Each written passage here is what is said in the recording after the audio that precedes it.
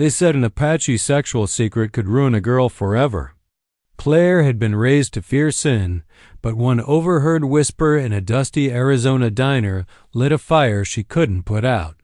What she discovered that summer shattered her innocence, shook her small town, and changed everything she thought she knew about herself. Asterisk. The desert has a way of keeping secrets. Some are buried under the red dust, some ride the wind like an old song, and some get passed around in whispers over chipped coffee mugs in roadside diners. For Claire Harper, 18 years old and untested by the world, it began with a whisper. It was July in Sierra Mesa, Arizona, a town so small that everyone knew whose kid you were, what church you went to, and how long your family had lived on that same sun-bleached stretch of highway. The air shimmered like glass outside, the blacktop soft under the midday sun. But inside Mabel's diner, the swamp cooler rattled and hummed, pushing lukewarm relief across the booths. Claire sat with a strawberry milkshake sweating in front of her, listening to two old ranch hands at the counter. She didn't mean to overhear. She never did. But Sierra Mesa was a place where people didn't bother lowering their voices, especially when they thought no one was listening. Ever hear about the Apache girls? One of the men said, his voice gravelly from cigarettes. Which part? The other asked with a smirk. The part nobody talks about. The sexual secret. The ritual. That sunrise thing they do. You know what I mean. Claire's milkshake straw froze between her lips. Sexual secret, ritual, sunrise thing. She didn't know what they meant, but the words sank into her like a pebble in still water, sending ripples through her chest. The men chuckled in that low, conspiratorial way men do when they think they've cornered the truth about women. Changed my buddy's girl forever, one of them added. She went to one of those ceremonies up on the res, came back different. Didn't look anyone in the eye anymore. Her mama said she wasn't the same girl she raised. The bell above the diner door jingled, and the conversation broke off. But it was too late. The secret had already wrapped itself around Claire's imagination. Claire Harper was not the kind of girl who went looking for scandal. Raised Baptist by her mother, corralled by church potlucks and youth groups, she had spent her life being told what not to do. Don't wear skirts above the knee. Don't let a boy hold your hand too long. Don't ask questions about things you shouldn't wonder about. She was known in town as polite, modest, the kind of girl who would never get into trouble. But now, seated in that booth, her cheeks warmed by words she wasn't supposed to even think, something shifted. Sexual secret. Ritual. Apache. The phrases looped in her mind all the way home. She drove her mother's Chevy down the two-lane road, the desert stretching wide and endless around her, mesquite and saguaros like watchmen on either side. The radio played an old country song, but she barely heard it. Her head was full of questions she couldn't ask anyone. By the time she pulled into her family's driveway, dust swirling behind the car like smoke, her heartbeat was fast and uneven. She tried to tell herself it was silly, that old men loved to spin stories, that it was probably just gossip. But the hunger had already begun, an ache not in her stomach but somewhere deeper, a part of herself she had never dared feed. That night at supper, her father talked about feed prices, and her mother scolded her little brother for tracking mud into the kitchen. Claire sat quiet, pushing peas around her plate, and wondered if anyone could see the secret written on her face. She wanted to ask, have you ever heard of the Apache sunrise ceremony? Is it really about sex? What happens to girls when they go through it? But she said nothing. In Sierra Mesa, there were things you didn't speak aloud. Later, in the privacy of her bedroom, she pulled the blinds tight and lay awake staring at the ceiling fan. The whisper from the diner replayed in her ears until it became a drumbeat. She felt both shame and thrill at the thought of something forbidden, something outside the narrow fence of her life. The desert outside her window was dark and still, but Claire could almost feel it breathing, holding on to its secrets. She knew one thing with absolute certainty. Her world had tilted. Something had been set in motion inside her. She was no longer just the preacher's good daughter, no longer just the girl who always colored inside the lines. The Apache secret was out there, waiting. And though she didn't yet know what it was, she could feel it pulling her toward a summer that would unravel everything she thought she knew about innocence, faith, and herself. Claire couldn't shake the words. All the next day she carried them like stones in her pocket, weighted, private, and dangerous. She went through the motions, folding laundry, sweeping the porch, helping her mother jar peaches in the hot kitchen. But inside, she was burning with questions she didn't know how to ask. By evening, when the cicadas started their whining chorus in the cottonwoods, she finally confided in the only person she trusted with her restless thoughts, her best friend, Jody Whitman. Jody was her opposite in every way. Loud where Claire was quiet, reckless where Claire was cautious. She wore her blonde hair bleached almost white from the summer sun, her shorts cut shorter than the church ladies approved of, and she carried herself like she already knew too much about the world. Jody's daddy ran the gas station on Main, and she'd been sneaking cigarettes behind the pump since they were 14. The two of them sat in Jody's backyard, perched on the hood of her brother's junked-out pickup. The desert sky above was bleeding pink into indigo, stars beginning to flicker on like watchful eyes. Claire twisted the hem of her dress in her hands and finally blurted it out. "Have you ever heard of the Apache sunrise ceremony?" Jody raised an eyebrow. "Why you asking about that?" "I overheard something at Mabel's. Two men said, well, they said it was some kind of secret. A sexual secret." The words tasted dangerous on Claire's tongue. Jody let out a sharp laugh, then shook her head. "Lord, Claire, you can't just go repeating things like that. Folks love to talk, but half of what they say is pure cow dung. You don't want to go filling your head with dirty stories." "But it wasn't just a story," Claire insisted, her voice low. "They said it changed a girl, that she wasn't the same after." Jody flicked her cigarette into the dirt and narrowed her eyes. "Listen, some things are better left alone. People like to make other folks' traditions sound nasty, especially if it ain't theirs." "You're too curious for your own good," Claire bristled. "I'm not curious, I want to understand." "That's the same thing," Jody shot back.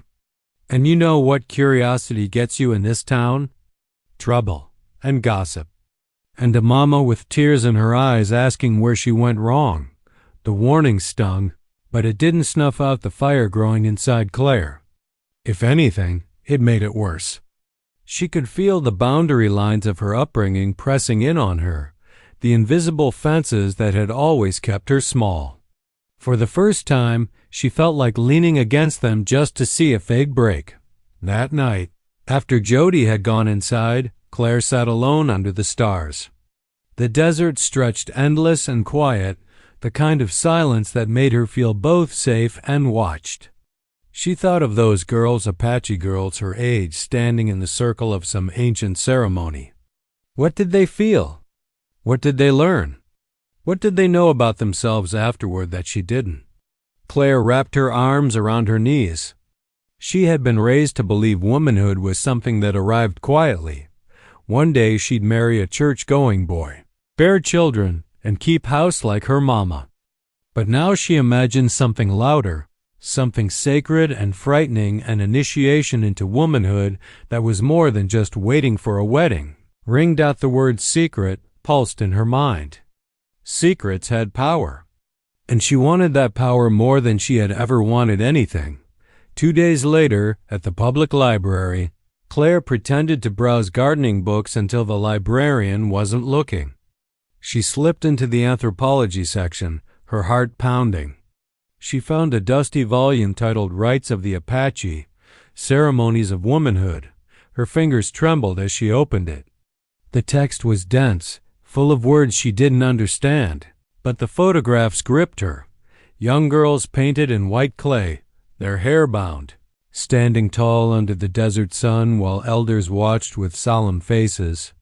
The captions described the sunrise ceremony: 4 days of ritual, music, dancing, prayers, and endurance meant to transform a girl into a woman. There was no mention of sex. No salacious secret. But still, Claire couldn't stop staring. The images radiated a strength, a pride, a raw beauty that she had never seen in church weddings or county fairs. She closed the book, her heart thudding. Whatever those men at the diner had meant, they were wrong, or at least only half right. The secret wasn't about sex. It was about becoming. And yet, that made it all the more dangerous. On her way out, she bumped literally into someone in the doorway. A tall young man with black hair falling into his eyes, sun-browned skin, and a guitar case slung over his back. "Sorry," she murmured, clutching the book to her chest. He gave her a curious look, then nodded at the title in her hands. "Not many people around here read about that," he said softly. His voice carried the desert in it, warm and rough at the edges. Before Claire could answer, he was gone, striding down the steps into the blistering afternoon. But his words lingered, along with a spark in his dark eyes. For the first time in her life, Claire felt like she was standing at the edge of something vast and unknown. And she was ready, terrified, but ready to step closer. The young man from the library haunted Claire's thoughts for days. She hadn't even asked his name, but the way he looked at her, half curious, half guarded, stirred something deep. He had noticed the book in her hands, the one nobody else in Sierra Mesa would ever bother to touch. And he hadn't mocked her for it. Claire kept returning to that moment, replaying it as though it had been written into her story on purpose. She wanted to believe it wasn't an accident, that maybe she was meant to find answers through him. On Friday evening, when the desert sun bled orange across the mesas, Claire's church youth group gathered at the rec hall for Bible study. She sat in the circle, clutching her Bible, nodding as Pastor Ray droned about purity, temptation, and the dangers of worldly influences, but his words slid past her like water on stone. Instead, she thought about the Apache girls she had seen in those photographs, standing strong with their faces painted white, stepping into womanhood with ceremony instead of silence. Her stomach twisted with longing. What would it feel like to be claimed by something so old, so powerful? To be more than a girl waiting on permission from the church or her parents or her someday husband. That night, when she crawled into bed, she made a decision. She was going to find out what the truth really was. The next afternoon she returned to the library, hoping, praying that she might see him again. She lingered by the shelves, pretending to browse, but after an hour she gave up and started toward the door. And then, like he'd stepped out of her thoughts, there he was, coming up the steps with that same guitar case slung across his back. Claire's pulse jumped. She froze in the doorway as he noticed her and gave a faint smile.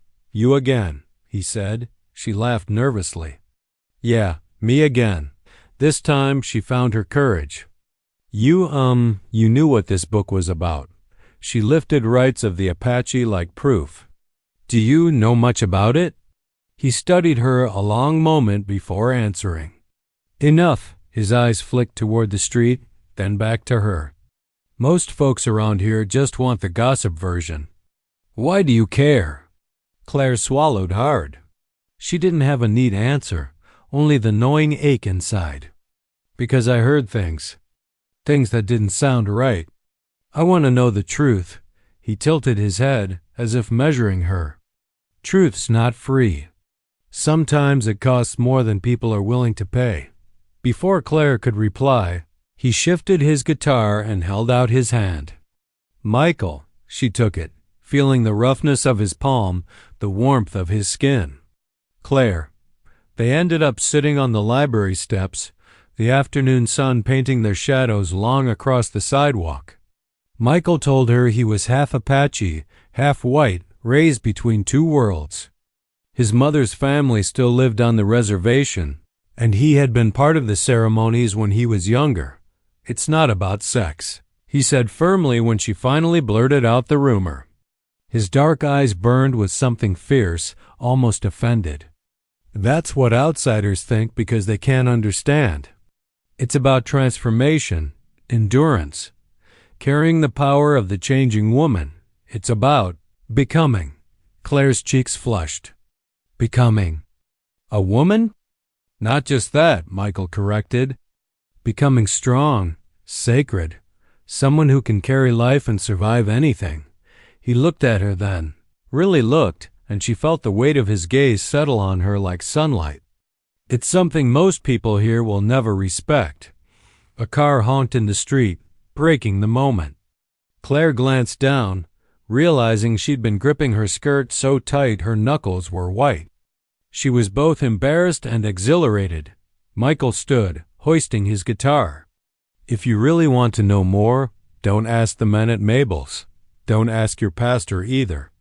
Come out to the canyon this weekend. My cousin's little sister is going through her sunrise ceremony.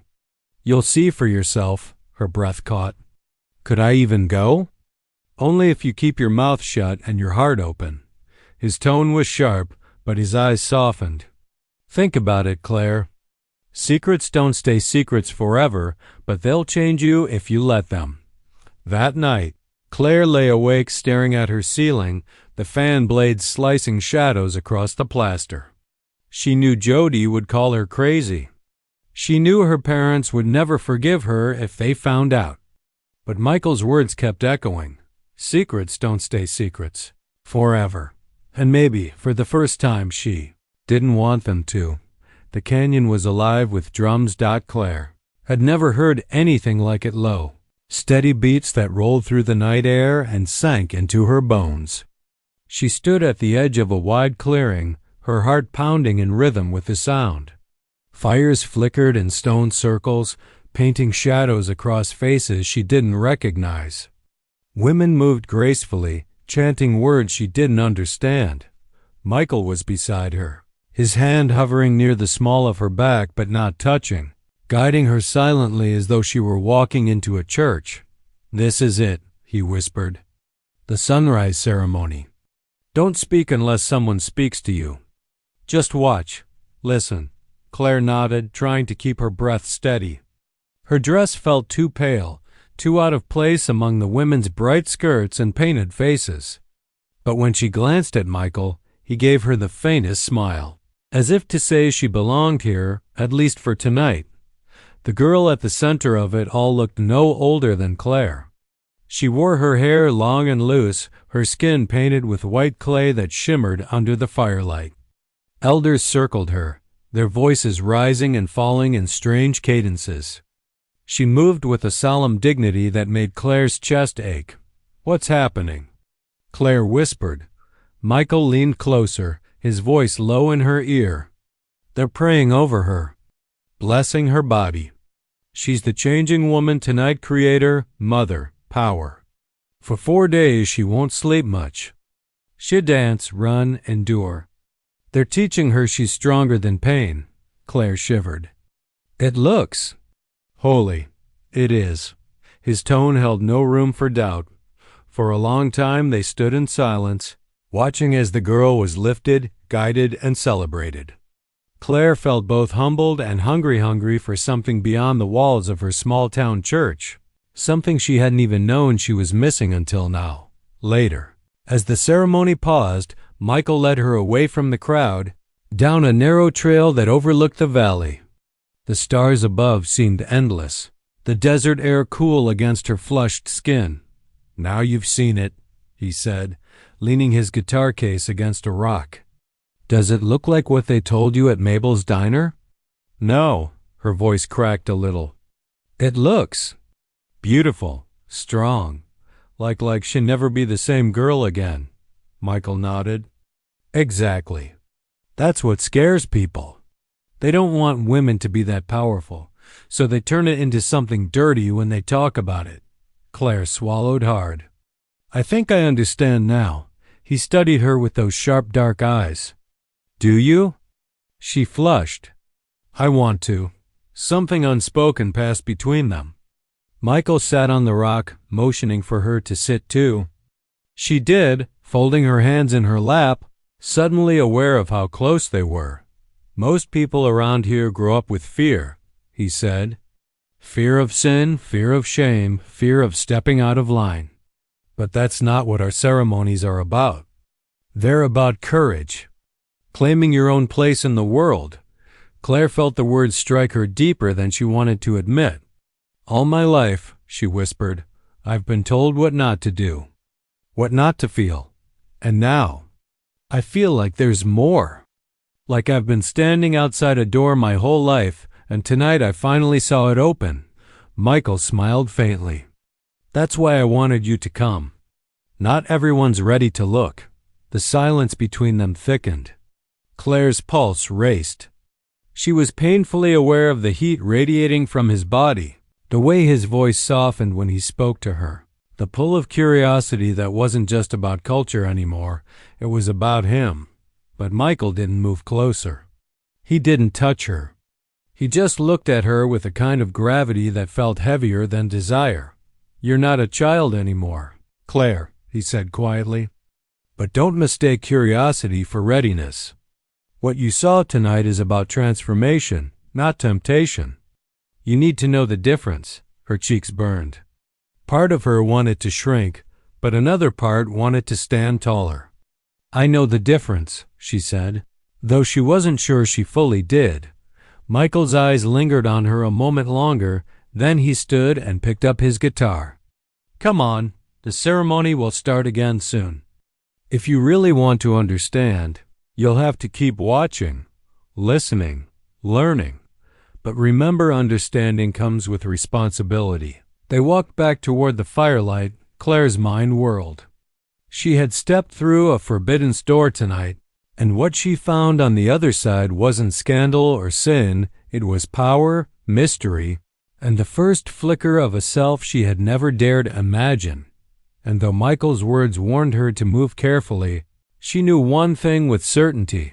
She could never go back to being the girl she was before. The next 2 nights blurred together in Claire's memory.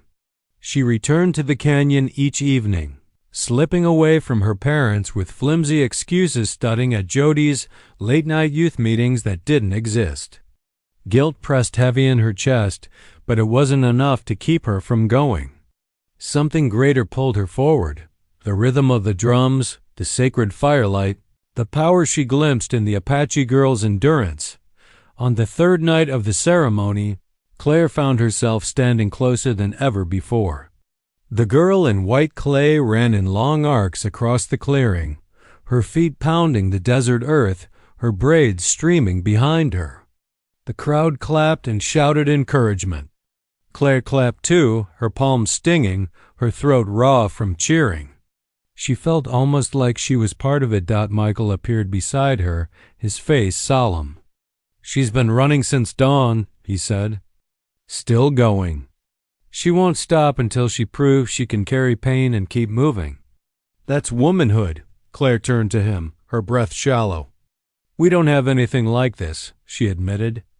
We just pretend it happens on its own. One day you're a girl, the next you're supposed to be a wife. Nobody teaches you how to be strong. Michael studied her, his expression unreadable. That's why you came back, isn't it? Not just curiosity. You want this for yourself. His words landed heavy because they were true. Claire wanted what she saw in that girl's face: endurance, fire, certainty. She wanted to step into something greater than rules and sermons. She wanted to feel changed. When the dancing paused, Michael led her away again, this time down a trail that ended at a small stream, silver under the moon. They sat on a boulder. The desert hushed around them, the only sound the trickle of water and the distant thump of drums. You've crossed a line already, Michael said. His voice was low, steady. You came here. You saw something most people in your town would never dare to see. Claire swallowed. And I don't regret it. He looked at her for a long moment, and she felt as if he could see straight through her, a terrifying and thrilling sensation. Good. he said at last. Because once you cross a line like this, there's no going back to who you were before. She shivered, though the night was warm. Then maybe I don't want to go back. The silence that followed was thick with something electric.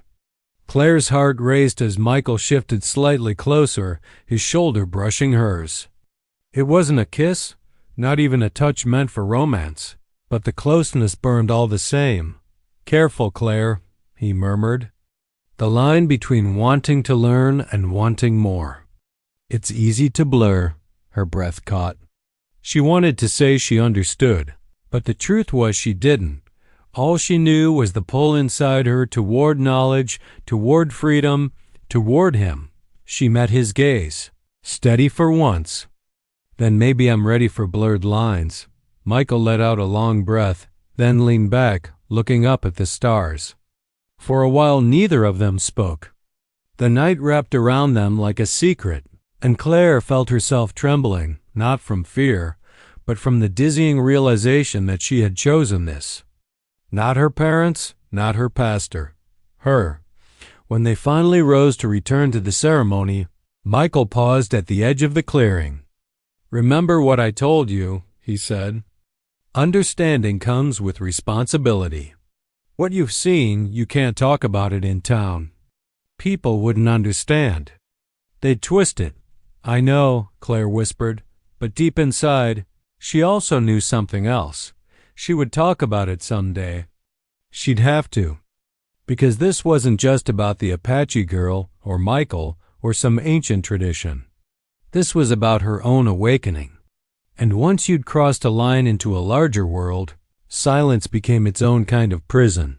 That night, when Claire snuck back into her house, her dress smelled faintly of smoke and sage. She lay awake in bed, replaying Michael's words, the steady drumbeats, the moonlit stream. She touched her lips without realizing, almost as if she'd been kissed. She had not yet. But she had stepped into something far more dangerous. She had crossed the line. It didn't take long for Sierra Mesa to notice. Small towns had a way of sniffing out secrets, no matter how carefully you tucked them away. By the following week, whispers had already begun. Claire could feel them at the grocery store, at church, even walking down Main Street. Heads tilted together when she passed. Mothers gave her polite but narrowed smiles. Boys stared with a different kind of interest, as though she had become something worth speculating about. It started with Jody. "You've been lying to me." Her best friend confronted her on the bleachers behind the high school, where they used to share sodas and secrets. Jody's arms were crossed, her sun-bleached hair frizzing in the heat. "Don't bother saying you were at youth group again." "I checked. Pastor Ray says you haven't been showing up." Claire's throat tightened. Don't even try. I know you've been sneaking off with that Apache boy. Michael, right? People saw you together." Jody's voice was sharp, but there was hurt behind it. "What are you thinking, Claire? Folks are already talking. My mama says you're headed for trouble, and honestly, she's right." Claire felt her face flame. "It's not what they think. He's teaching me." "Teaching you?" Jody's laugh was bitter. "Teaching you what?" "How to ruin your reputation. How to make your daddy's blood pressure explode. Don't you get it? Once people decide a girl's gone bad, she's marked for life. You can't come back from that." But Claire didn't back down. For the first time in her life, she looked her friend square in the eye and said, "Maybe I don't want to come back." The silence that followed was heavier than any argument. Jody shook her head slowly, like she didn't recognize her anymore. Then she stood and walked away, leaving Claire sitting alone on the sun-baked bleachers, trembling with equal parts fear and exhilaration. By Sunday, the whispers had reached the church pews. Pastor Ray's sermon throbbed with not-so-subtle warnings. He spoke of the dangers of consorting with heathen practices and the sin of stepping into unholy rituals. His words scorched Claire's ears, and though he never named her, she felt every eye in the sanctuary flick toward her family's pew.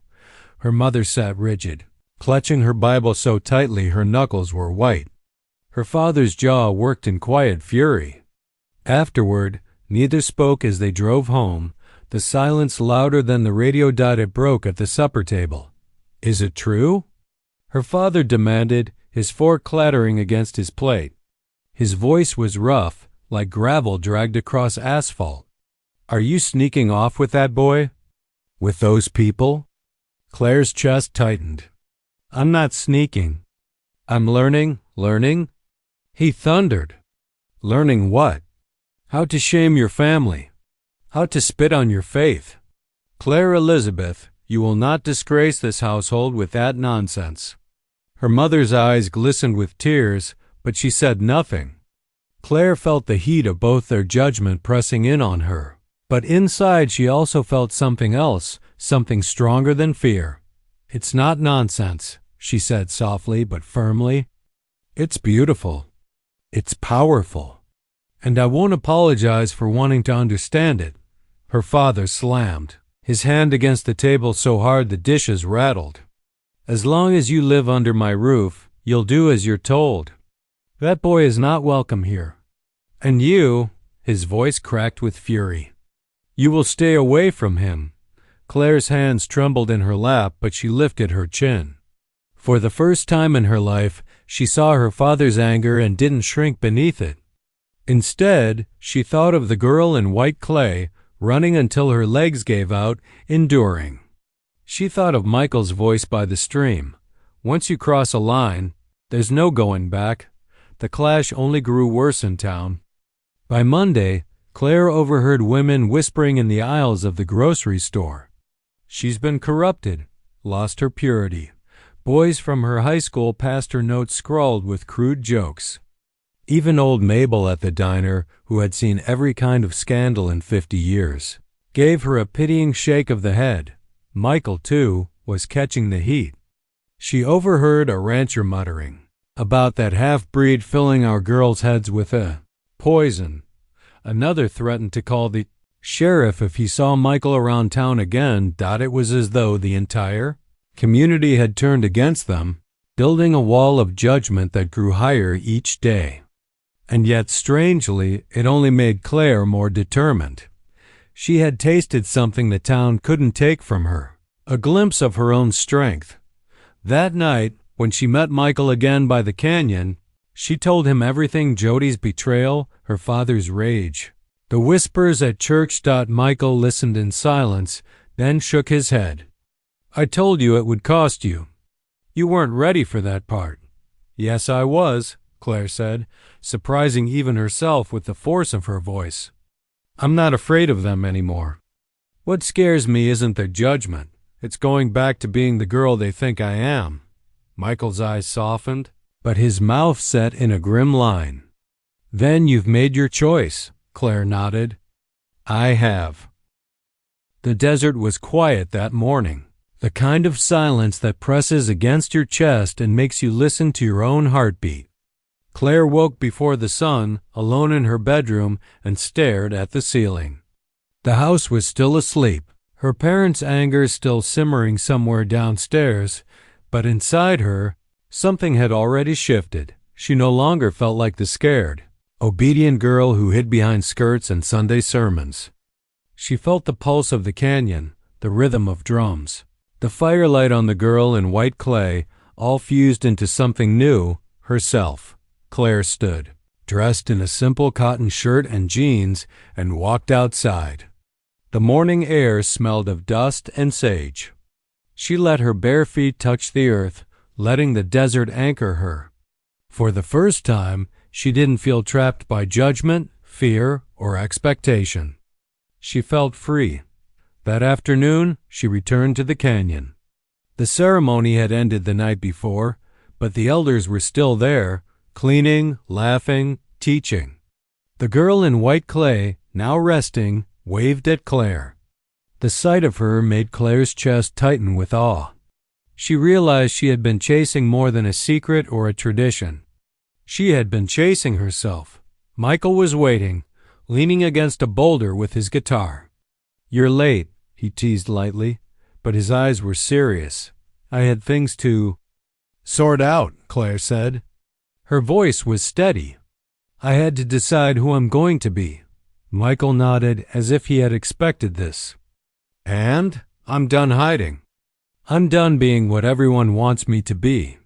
I don't care about the gossip or my father's anger or the whispers at church. I'm choosing me. For a long moment, Michael said nothing, studying her. Then he smiled faintly. That's all I wanted to hear. Claire stayed at the canyon that day, helping the elders pack away drums and stones, learning the rhythms and chants she had only watched before. Every beat of the drum, every whispered word, felt like a thread stitching her together, weaving courage, power, and clarity into her soul. She realized something that stunned her. The secret she had been chasing wasn't about ceremony, or even Michael. It was about her right to claim her own life. She had been standing at the edge of herself for years, waiting for permission from the world. The Apache girl, the sunrise ritual, Michael, they had only shown her the door. It was she who had to walk through it. By evening, she returned to Sierra Mesa. She walked into town with her head held high, her steps confident. The whispers followed her like shadows, but they no longer scared her. At the diner, Mabel gave her a wary smile. At church, Pastor Ray's sermon droned on, but Claire's mind was elsewhere. She had no need for approval. She had no need for anyone to define her anymore. At home, her parents waited. Her father's jaw was set, her mother's eyes wary. But Claire met them calmly. I'm not a child, she said, voice firm but not angry. I'm not the girl you think I am. I've learned something important. I've learned who I am. Her father's eyes flickered with surprise, then confusion. Her mother's lips pressed together, torn between fear and pride. I don't need your permission, Claire continued. And I won't hide anymore. The room was silent for a long time. For the first time, Claire felt the weight of judgment lift from her shoulders. It didn't vanish completely, but it no longer controlled her. That night, she returned to the canyon one last time before the ceremonies ended for the season. Michael was there alone, strumming softly on his guitar. You've changed, he said quietly. Claire smiled. I knew I would. I couldn't stay the same girl after seeing what I saw. He nodded. And I'm not afraid to be myself anymore, she said. I'm strong. I'm sacred. And I'm ready to carry it with me, no matter what anyone says. Michael's expression softened, almost tender. Then you've truly crossed over. Claire looked out over the desert, the sun dipping below the mesas, painting the sky in fire and gold. She felt the pulse of the world in her chest, the drums echoing even in their absence. The girl she had been, the shy, obedient, fearful girl, was gone. What remained was someone fiercer, brighter, and entirely her own. She had found herself in the secret, and in doing so, she had discovered something far more powerful. Freedom. And for the first time, she knew everything could change forever. The desert was quiet, but Claire felt alive in a way she never had. Months had passed since the sunrise ceremony, yet its lessons lingered like the warmth of fire after embers die. She returned to school, to church, to Sierra Mesa, but she returned as someone new, someone unafraid. At first, people noticed. Whispers followed her down the hallways, but they no longer cut her to the bone. Boys who had once sneered at her now looked unsure, their assumptions challenged by the calm certainty in her eyes. Teachers raised eyebrows at her sudden confidence, but she answered questions with poise, never arrogance, just clarity. Her parents had settled into a tense truce. Her father still frowned when her name came up in conversation, but he no longer barked orders. He had seen something in her eyes, a fire he couldn't extinguish, a strength that demanded respect. Her mother's gaze softened over time, no longer haunted by fear but tinged with pride.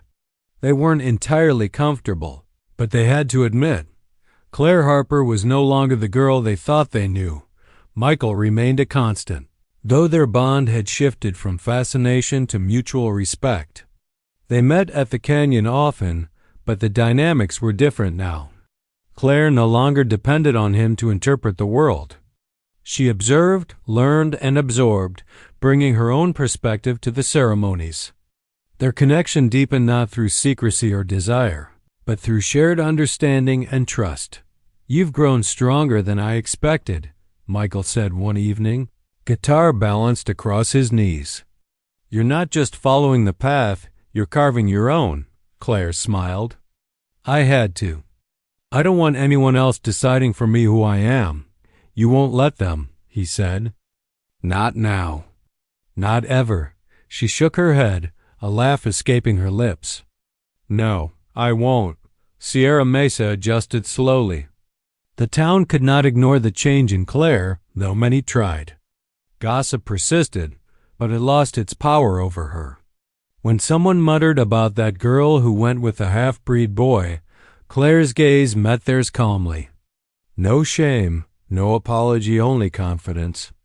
Over time, people began to respect her in subtle ways. Her peers sought her opinion on things that mattered, and even some parents softened, sensing the integrity she carried. Jody, surprisingly, returned as well. Their friendship had fractured under judgment, but Jody approached with caution, acknowledging Claire's transformation. "You're different," she said one day on the bleachers. "I didn't get it before. I think." "I get it now," Claire nodded. "It wasn't about rebelling. It was about finding myself." Jody paused, then smiled faintly. "I'm glad you did." The Apache community welcomed Claire in a way Sierra Mesa never could. She attended ceremonies with respect, learning each chant, each rhythm, each sacred gesture. She realized that her curiosity and courage had earned her a place not as an outsider, but as a participant who understood the weight and beauty of the tradition. Every time she danced under the rising sun, felt the drums echo in her chest, or painted her face in white clay, she remembered the girl she had been, timid, unsure, obedient. And she remembered the moment she had crossed the line, when she had chosen herself over fear. Now, she danced not for approval, not for anyone else's eyes, but for herself. One evening, as she stood on the edge of the canyon watching the sun bleed gold across the mesas, Michael approached quietly. He didn't speak at first, simply handing her a small stone etched with a simple spiral, a gift from one of the elders. "For you," he said. "A reminder of what you carry inside." Claire held it, feeling its weight and significance. "I'll never forget," she whispered. Michael smiled. "Good. Because you're not the same girl who arrived here months ago. And that change, it's forever. Don't ever let anyone take it from you." She turned toward the horizon, feeling the desert wind on her face. Every judgment, every whisper, every moment of fear had forged her into someone stronger, braver, and more alive. The Apache secret had been the spark, but she had made the fire herself, and as the sun dipped fully below the mesas, painting the sky in crimson and violet, Claire Harper knew that everything had changed. Forever. She was no longer just a girl from a small town. She was a woman, a force, a story in her own right, and no one could take that away.